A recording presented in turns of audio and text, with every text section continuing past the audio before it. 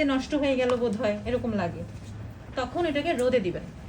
হ্যাঁ, ছড়াই দিয়ে রোদে দিয়ে রাখবেন, তাহলে ঠিক হয়ে যাবে। আর এছাড়া আপনারা নর্মাল ফ্রিজে স্টোর করবেন, ফাঙ্গাসটা পড়বে না দ্রুত।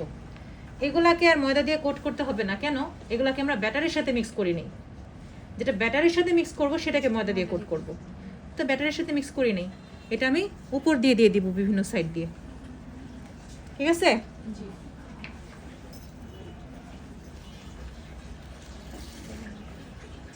সুন্দর লাগার জন্য, সৌন্দর্যের জন্য এগুলো ব্যবহার করছি।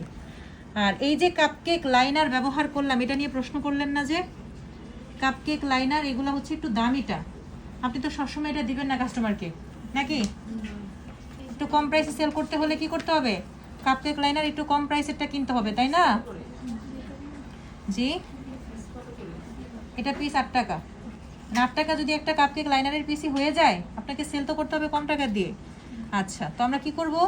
আমি তো এটা কিনেছি, এটা আমার সৌন্দর্যের জন্য, ডেকোরেশন বা এটা করলে ভালো লাগবে, দ্যাটস ওয়াই কেনা। এটা কি ওয়ান টাইম না? জি জি, রিউজেবল না, একবার ব্যবহার করতে পারবেন। এখন এখানে চকলেট চিপস দিচ্ছি, এই যেগুলোকে বলা হয় চকলেট চিপস, চিনি সবাই? চকলেট চিপস দিয়ে দিচ্ছি, একটা দুইটা, অল্প অল্প,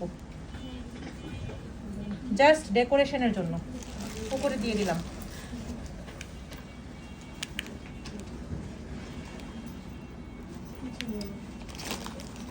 এখানে আপনারা চাইলে চকলেট কুচি করেও দিতে পারেন, তবে চকলেট চিপসটা দিলে দেখতে একটু ভালো লাগে।